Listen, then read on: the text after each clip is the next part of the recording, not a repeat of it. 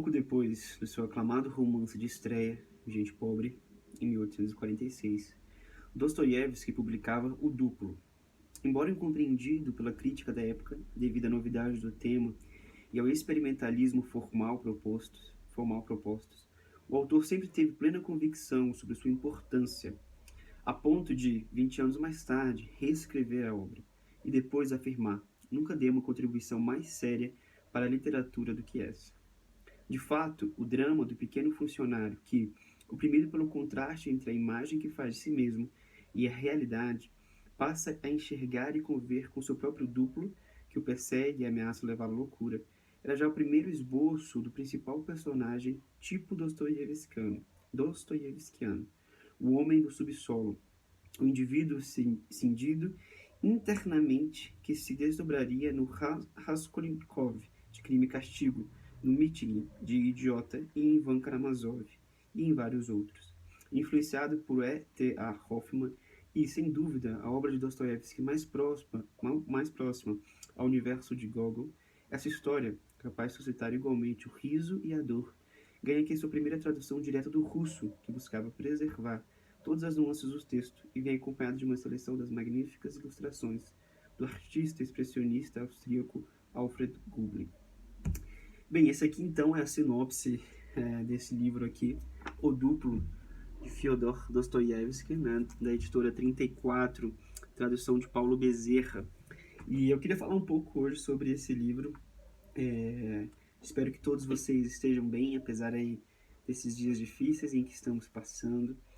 E talvez você esteja aí em isolamento, em quarentena, em confinamento, né? E esteja procurando um bom livro para ler. Talvez já até tenha esse livro na estante, mas nunca tenha tido tempo ou interesse em ler esse livro. Então hoje eu gostaria de falar desse livro que eu li já tem mais ou menos, acho que vai fazer um ano. Eu li ele no segundo semestre do ano passado. E foi um livro que mexeu muito comigo na época, porque ele é um livro extremamente psicológico, assim, extremamente que mexe bastante com o seu psicológico mesmo, né? E é um livro riquíssimo. Eu não sou nenhum especialista, nenhum grande conhecedor de Dostoiévski. Na verdade, eu devo ter lido umas 3 ou 4 obras dele, incluindo esta aqui. Mas eu sei que esta obra foi o segundo livro que o Dostoiévski publicou. O primeiro foi Gente Pobre, né? E assim, acho que cerca de 15 ou 17 dias depois, em algum lugar que fala, ele publicou esse livro. Enquanto Gente Pobre foi extremamente bem aclamado pela crítica, esse aqui foi totalmente desvalorizado, né? E por quê? Porque as pessoas não conseguiram entender a profundidade em que esse livro trata, né? Sobre a questão da alma desse personagem principal, que é o Goliathkin, que na verdade é um retrato do isolamento social, é um retrato, né, da vida na cidade. O subtítulo do livro é inclusive poema petersburguense, perdão, porque a história se passa em São Petersburgo. Então, na verdade, o livro está tratando sobre esse personagem sozinho, que é, de certa forma, tragado, de certa forma, devorado pela cidade, né, pela cidade grande em que ele vive, pelo isolamento. Mas então vamos lá.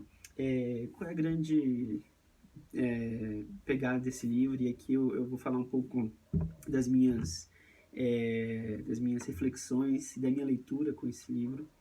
Ele, na verdade, começa, então, retratando um dia especial na vida desse personagem principal, que é o Goliathkin, que eu poderia dizer que ele é como de certa forma, um cidadão da classe média. E é interessante porque no Gente Pobre, o Dostoiévski trabalha com a classe baixa da sociedade russa do século XIX. E nesse aqui ele faz um retrato muito interessante da classe média, tá? Para mim essa é a minha primeira leitura que eu faço do livro. O Goliathkin é um retrato da classe média, né? Dessa classe média baixa aí, que acha que pode conviver no mesmo patamar da classe rica. Então, o confronto desse livro vai ser o tempo todo do Goliathkin tentando ter um espaço de acesso, um espaço de permanência na sociedade alta russa, né? Na sociedade de classe alta e rica da Rússia. Então, é um pouco desse retrato. O livro começa, então, falando do Goliathkin, que tem uma poupançazinha, um valor que deixaria qualquer pessoa feliz, né, de acordo com Dostoiévski, de acordo com o narrador. E o livro começa com ele saindo, então, para comprar vestimentas, enfim, para se preparar para uma festa que vai ter, que é uma festa de uma mocinha, que eu acho que o nome dela, se não me engano, é Clara Ousufiviena. Eu sou péssimo com nomes russos. Mas ela é filha, então, de um aristocrata, de um senhor muito rico, muito importante em São Petersburgo, e que o Golyatkin tem um certo interesse, assim, tem uma certa atração por ela. Né? E, enfim, o livro vai indo na história desse personagem, até que chega um momento em que ele se depara com o seu duplo, né, ou com alguém exatamente igual a ele, tanto na fisionomia, quanto no aspecto, no nome, em tudo. Ele tem um encontro com esse duplo dele, que é muito interessante, que eles se abraçam, e que ele abre o coração, então, para esse duplo. Só que depois ele vai descobrir que esse duplo trabalha no mesmo local que ele, esse duplo tem a mesma vida que ele, que é praticamente ele, né? E, assim, é um pouco frustrante pro Golyatkin, porque ele acha que ele vai conseguir um amigo. Quando ele finalmente pensa que vai ter um amigo, vai ter alguém para quem conversar, ele descobre que esse duplo, na verdade, é um inimigo dele. E esse duplo é tudo aquilo que ele sempre quis ser.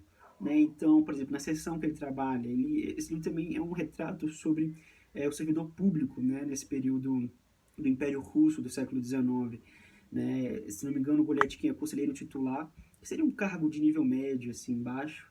E, enfim, na sessão dele, o duplo dele tem uma atuação muito maior, ele consegue ter uma socialização muito maior, ou seja, ele tem uma desenvoltura muito maior do que o próprio Golyatkin, né? E o duplo dele vai começar a pegar peças com ele, vai começar a fazer artimanhas com ele, o que vai frustrando ele, assim, ao máximo.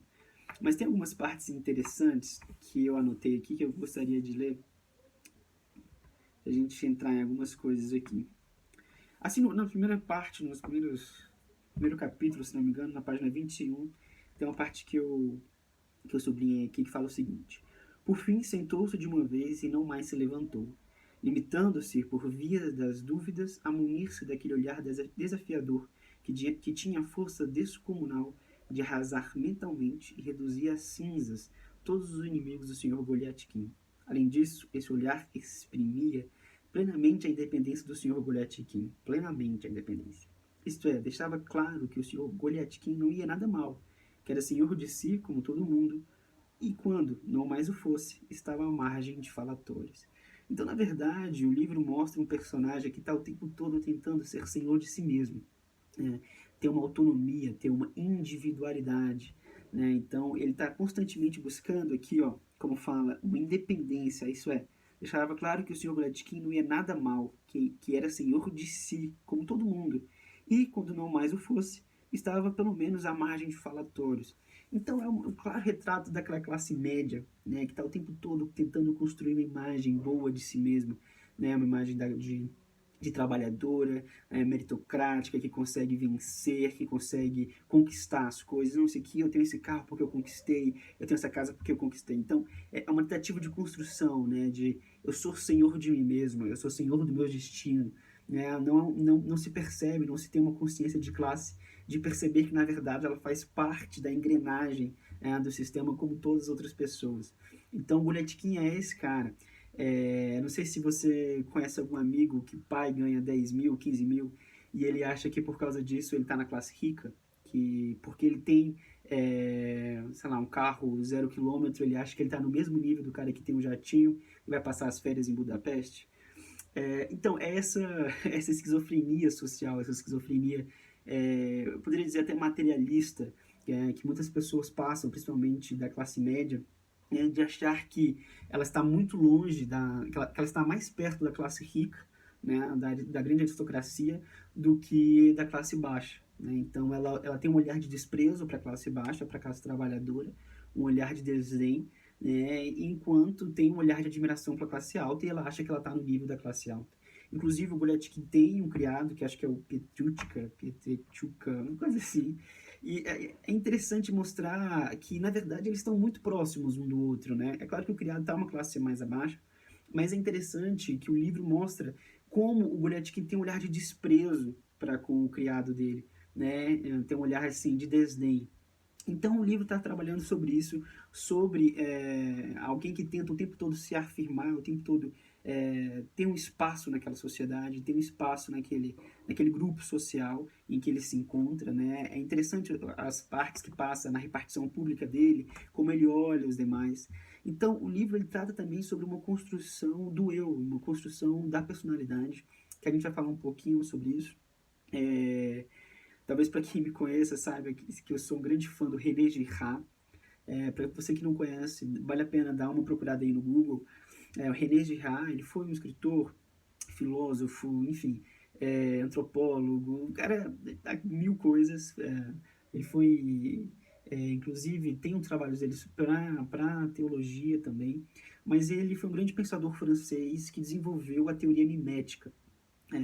É, a gente vai falar um pouquinho sobre isso, não quero me adiantar, mas enfim, sobre essa construção do eu, né? Ele é um personagem que está o tempo todo tentando se afirmar, e isso é uma das coisas que deixa a leitura, inclusive, um pouco difícil, um pouco complicada, porque ele usa muito reticências, ele não completa, o pensamento dele é confuso, as falas dele são confusas, ele precisa ficar se repetindo.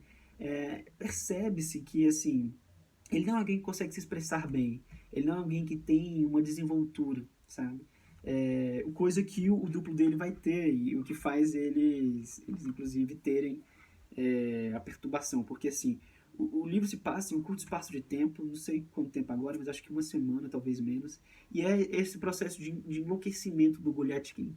A partir do momento em que o livro começa com ele querendo ter um papel naquela sociedade, ir numa festa, né, da mocinha com quem ele está apaixonado, e o desprezo que essa sociedade tem para com ele, e ele se encontra então com o duplo e esse escalonamento, né, da loucura dele, né, da tentativa dele de se afirmar, de se ver dentro daquela sociedade. Então, mais uma vez, minha opinião é que no Gente Pobre, o Dostoiévski faz um retrato da classe baixa russa, e no duplo ele está fazendo um retrato da classe média. Né? Deixa eu ver outra parte aqui que eu acho bastante interessante. É uma parte em que o duplo vai passar uma noite na casa do Goletkin, né? E eles bebem uma taça de vinho e aí começam a conversar. E fala o seguinte: com lágrimas nos olhos, o senhor Goletkin abraçou seu hóspede, que é o duplo, né? E já todo comovido, iniciou em alguns dos seus segredos e mistérios, sendo que sua fala deu forte destaque a Andrei Filipovich e Clara Ousufiviena, que é a mocinha que ele está apaixonado, né? Pois é, fala o Gulyatkin, Yakov Petrovich, nós dois vamos ser íntimos amigos, dizia nosso herói ao seu hóspede. Nós dois, Yakov Petrovich, porque o nome do personagem principal é Yakov Petrovich Gulyatkin. Vamos viver como peixe e a água, como irmãos, meu velho. Nós dois vamos usar de artimanhas de comum acordo. De nossa parte, vamos armar intrigas para chateá-los. Armar intrigas para chateá-los. Quanto a ti, não confies em nenhum deles, porque eu te conheço, Yakov Petrovich, e compreendo o teu caráter. Vais logo contar tudo. És uma alma sincera. Esquiva-te de todos eles, meu caro. Então esse aqui é o momento em que eles, inclusive, tem uma imagem bonita em que eles se abraçam, né? O Goliatkin e o duplo se abraçam. Então tem esse momento de paixão, esse momento de amor, em que ele acha que finalmente encontrou um amigo, em que ele acha que finalmente pode contar com alguém. Né? Então o livro também fala sobre essa questão da solidão, do isolamento na cidade, na grande cidade, da pessoa que não tem com quem contar. Né? Sabe quando você tá mal pra caramba e você sabe que por mais pior que você esteja, por mais pior que. Não, por mais ruim que você esteja, você pode pegar o telefone e ligar para o seu amigo, enfim, e tentar ficar melhor. O Golyatkin não tem esse amigo para ligar, né? Ele é sozinho no mundo. Então ele acha que finalmente encontrou um amigo. E o mais interessante aqui nesse texto que eu li é como ele fala sobre essa desconfiança que ele tem, né? Que ele se sente à margem e ele fala, olha, a gente não pode confiar neles, a gente tem que fazer artimanhas, né? Porque é uma clara questão em que de amor e ódio ali que ele nutre por essa classe, né? Ele odeia eles, mas ele quer ser um deles, né? Então o ódio dele não é porque ele isso aqui não presta, não. O ódio dele é porque ele quer ser um daqueles, dessas pessoas da alta sociedade, e ele não consegue. Não sei se você já assistiu o Germinal. Germinal é um livro do Emile Zola, mas tem um filme muito bom. E uma parte interessante do filme em que... Porque o filme mostra trabalhadores de minas de carvão, né? Mas em um momento do filme mostra um trabalhador de mina de carvão extremamente pobre, né? Passando por muitas dificuldades, que ganha na loteria. E a primeira coisa que ele faz é comprar uma mina de carvão. Né? Então você percebe que o cara que vivia naquela escravidão, praticamente uma escravidão, um trabalho em condições precárias, quando ele ganha o dinheiro, a primeira coisa que ele faz é se tornar um opressor. Como diria o saudoso Paulo Freire, né? Quando a educação não é libertadora, o sonho do oprimido é se tornar opressor. Então, o livro está trabalhando sobre isso, né? Sobre essa ideia de ele construir a sua identidade pautada naqueles que o oprimem. E a vontade dele de ser um deles, né? De ser um opressor também. Tem um momento em que ele está correndo atrás do duplo, e aí o duplo consegue fugir dele, né? Porque o duplo faz ele pagar várias peças. E aí tem um momento aqui que é interessante que fala: esforçou correr, ele estava correndo atrás do duplo, mas as pernas fraquejaram, com uma expressão desolada no rosto, boquiaberto, aniquilado, encolhido, encostou-se impotente ao poste do lampião, e assim permaneceu alguns minutos no meio da calçada. Parecia que tudo estava morto para o Sr. Boletim. Então o livro está trabalhando sobre essa questão psicológica, sobre essa questão da aflição, da angústia, e a leitura você vai percebendo isso, né? E aí tem uma parte, que é a parte final, vou tentar não falar spoilers, mas vai ter mais um baile na casa do Zuf Yanovich, né, que é aquele senhor aristocrata, e a filha dele envia uma carta para o Goletkin.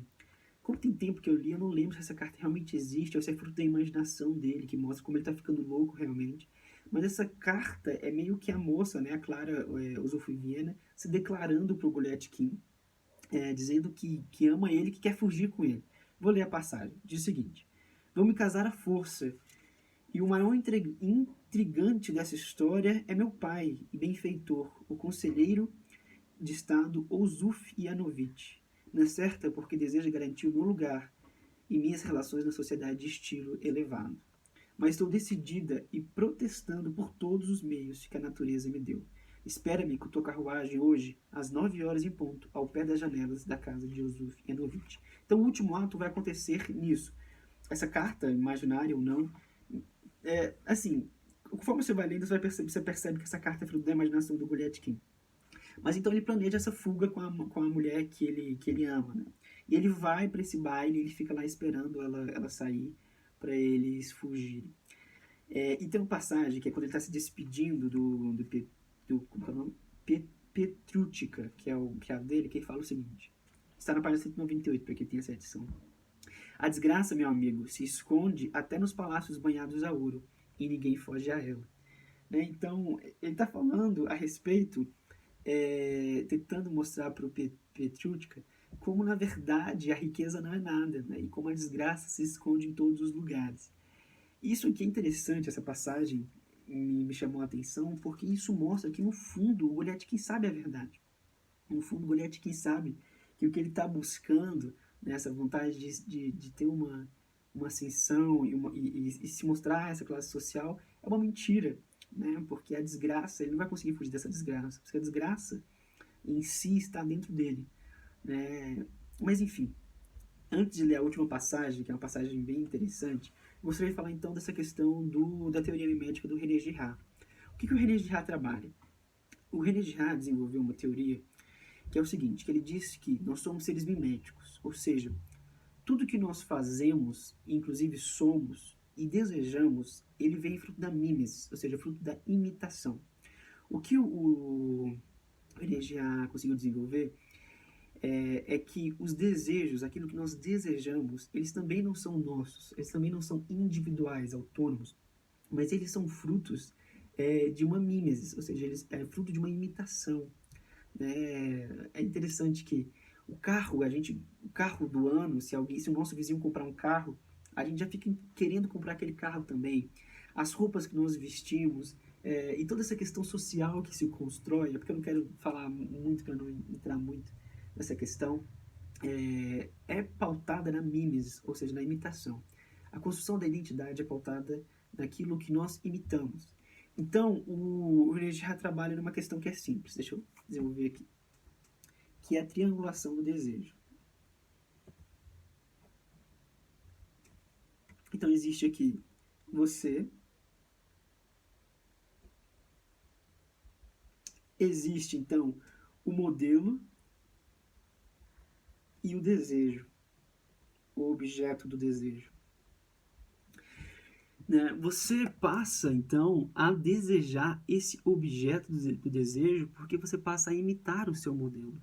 Então, na verdade, a grande verdade que o René Girard traz é que todas as nossas construções e até os nossos desejos, eles são pautados numa imitação de um modelo. Nós construímos, constantemente estamos a construir modelos para nós, ou seja, pessoas que servem como referenciais para nós. E o que essas pessoas demonstram desejar é o que nós passamos a desejar.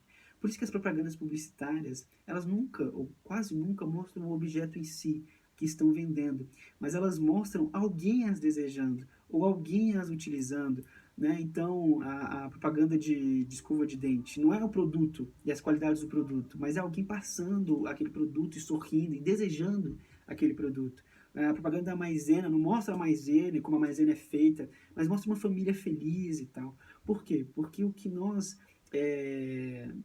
somos e o que nós desejamos é pautado no modelo. E é esse modelo que nos diz o que é desejável e o que não é desejável. Quando a gente tem um modelo de referencial que compra um carro, ou compra uma casa, ou um carro, esse modelo está dizendo para nós o que é desejável, o que é bom. Né? E nós construímos a nossa identidade nisso. E o interessante desse livro é que ele mostra isso. Ele escancara essa verdade. Porque o Goliatkin, o duplo, mostra, né, como o Goliatkin primeiro, o Goliatkin original, está construindo a identidade dele pautada no modelo falso. E os desejos dele são esses. Né? Então, o Goliatkin mostra para o Goliatkin primeiro como ele tem uma ausência de personalidade total. Como ele, na verdade, é um vazio. Né? Como ele não tem essa individualidade que ele acha, ele não tem esse domínio que ele acha. Na verdade, ele é uma imanência de duplos infinitos, de uma imitação infinita. Né? Então, essa é a leitura que eu faço. Não sei se vocês já assistiram o filme Clube da Luta, né, que é com o Brad Pitt e... esqueci o nome agora do rapaz. Mas, enfim, talvez você já tenha assistido. Mas enfim, eu vou dar um pequeno spoiler aqui para quem nunca assistiu, mas mesmo assim vale muito a pena assistir, esse filme é muito bom. Mas é que o Brad Pitt, ele é o duplo, né? Ele tá o Tyler, acho que é o nome do personagem. Ele é uma imaginação do personagem principal, que se imagina diferente, que se imagina especial. Então, na verdade, nós somos sempre duas pessoas, né? Então nós sempre temos um outro que habita em nós. Quem são essas duas pessoas? Quem de fato somos e quem achamos que somos, ou quem esperamos ser. Né? Então, sempre a personalidade humana, ela sempre vai ser isso, sempre vai ser aquilo que a gente de fato é e aquilo que a gente acha que nós somos ou aquilo que esperamos ser. Né? E essas duas coisas sempre vão andar em paralelo, sempre vão andar em confronto. Quem somos, quem achamos que somos. Né? Então, sempre vão estar nesse conflito. Porque o que nós projetamos ser é, na verdade, esse modelo. É, na verdade, esse modelo em que nós nos inspiramos e nos espelhamos. E tem uma última passagem aqui, que é bem legal, que faz o seguinte, está no finalzinho. Com a voz embarcada pelos soluços, reconciliado com os homens e com o destino, e nesse momento transbordando de amor não só por Zuf Ivanovich, não só por todos os presentes juntos, mas até por seu malvado gêmeo, que agora não tinha nenhuma aparência de malvado, e nem sequer de gêmeo do Sr. Goliatkin, e sim de um homem totalmente alheio a isso e afável em extremo, nosso herói fez uma menção de dirigir-se ao Zuf Ivanovich com um emocionante desabafo. Porém, premiado por tudo o que nele se acumulara, não conseguiu explicar nada de nada, limitando-se, com um gesto muito expressivo, a apontar para o coração. Essa é uma das últimas passagens do livro, que é justamente o baile, né, que ele espera pela Clara, e aí ele espera muito tempo, e aí ela não aparece, e ele decide entrar no baile. E aí nesse baile ele é meio que enxortado, assim. Mas é nesse momento interessante, e eu acho essa frase muito bonita, que ele fala, finalmente reconciliado com os homens e com o destino. Nesse momento em que ele tem uma catarse, né, emocional, que ele percebe que o duplo dele é na verdade uma pessoa alheia, né, que ele tem quase que um vislumbre de que tudo aquilo havia sido imaginação, loucura dele, ele tem uma reconciliação. Porque naquele momento em que ele pela primeira vez olha pelo espelho, assim, e ele vê quem ele é. E aí ele aponta, assim, sabe, pro coração, como que sentindo uma verdade mais forte do que ele, assim, eu diria. Uma verdade que destrói toda essa construção que ele fez, né? Que é quando, eu diria, na teoria do René Girard, quando você percebe e tem um encontro com o seu modelo. E você percebe que a construção que você fez e a identidade, porque a nossa sociedade contemporânea ela valoriza muito isso, a identidade.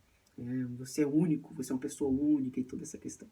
E quando você descobre que isso é uma grande mentira, quando você tem esse encontro com a realidade, com a individualidade, que a individualidade é uma mentira, que na verdade você se construiu de acordo com um modelo que mostrou para você o que era desejável e o que não era desejável, e que os seus desejos, eles não são frutos de você, mas eles são frutos daquilo que os outros mostraram para você, não era ser desejável.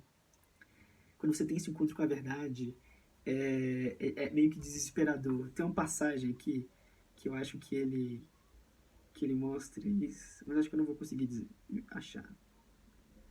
Aqui, ó. Nesse instante, sua situação se pareceu com a situação de um homem que se encontra à beira de um terrível precipício, quando a terra sob seus pés está rachando.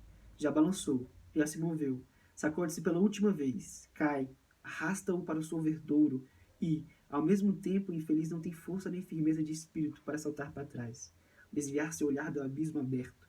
O precipício o arrasta e, por fim, ele pula para dentro dele, acelerando o instante de sua própria morte. É aquela coisa que fala, né, da atração que os precipícios têm, né? Eu acho que o livro trata sobre isso. E eu acho que a riqueza e a profundidade desse livro, que na época, né, não se soube tanto valorizar, é justamente sobre isso, sobre essa catarse. Ler esse livro é ter uma catarse, assim, se você conseguir captar.